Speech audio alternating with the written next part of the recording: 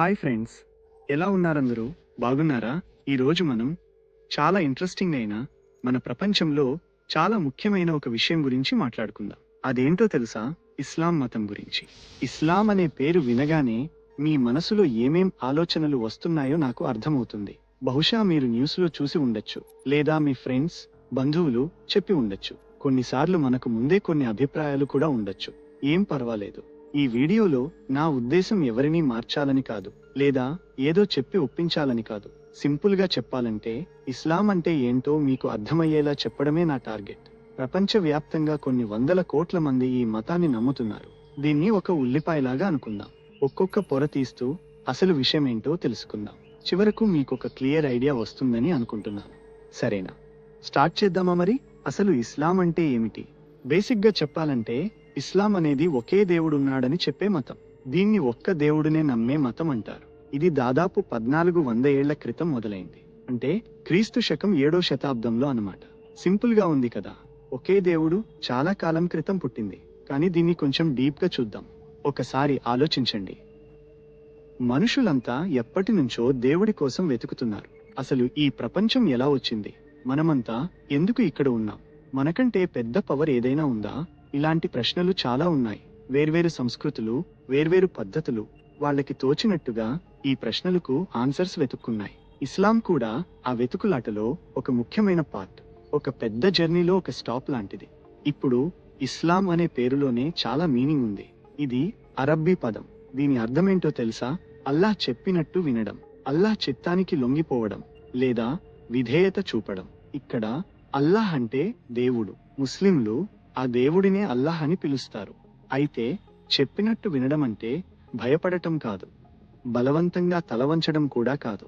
ఇక్కడ చెప్పినట్టు వినడం అంటే మనస్ఫూర్తిగా దేవుడికి దగ్గరవడం, ఆయన్ని నమ్మడం, ఆయన చెప్పిన విధంగా బతకాలని అనుకోవడం. ఒక పెద్ద పవర్ ఉందని ఒప్పుకుని ఆ పవర్ చూపించిన దారిలో నడవాలని డిసైడ్ చేసుకోవడం. దీన్ని ఒక చిన్న ఎగ్జాంపుల్తో చూద్దాం. మీకు ఒక కొత్త వంటకం ఎలా చేయాలో తెలుసుకోవాలని ఉంది. అప్పుడు ఏం చేస్తారు?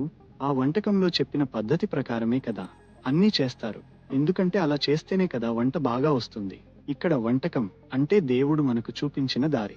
ఆ దారిలో నడిస్తే మన లైఫ్ హ్యాపీగా, ఉపయోగకరంగా ఉంటుందని నమ్మడం. ఇదొక మనస్ఫూర్తిగా తీసుకునే డెసిషన్, ఒక నమ్మకం, ఒక ప్రత్యేకమైన లైఫ్ స్టైల్ కు కట్టుబడి ఉండటం. ఇక ఈ దారిలో నడిచే వాళ్ళని ఏమంటారో తెలుసా? వాళ్ళని ముస్లింలు అంటారు. సింపుల్ కదా? ముస్లిం అంటే ఇస్లాంకు చెందిన వ్యక్తి, లేదా అల్లాహ్ చిత్తానికి లోబడే వ్యక్తి అని అర్థం. ఇస్లామిక్ అని అనకూడదు.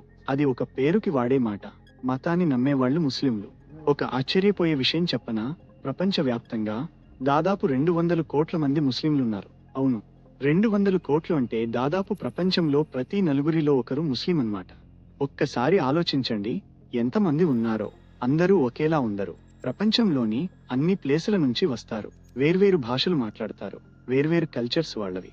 మీరు ముస్లింలను పెద్ద సిటీల్లో చూడొచ్చు, చిన్న ఊళ్ళల్లో చూడొచ్చు, ఎక్కడైనా చూడొచ్చు.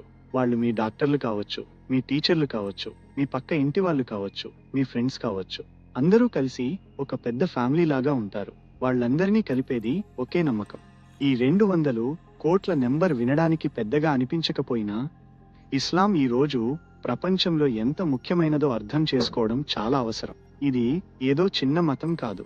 ప్రపంచంలోని చాలా దేశాల మీద, కల్చర్స్ మీద, ప్రజల లైఫ్ల మీద దీని ఎఫెక్ట్ చాలా ఉంది.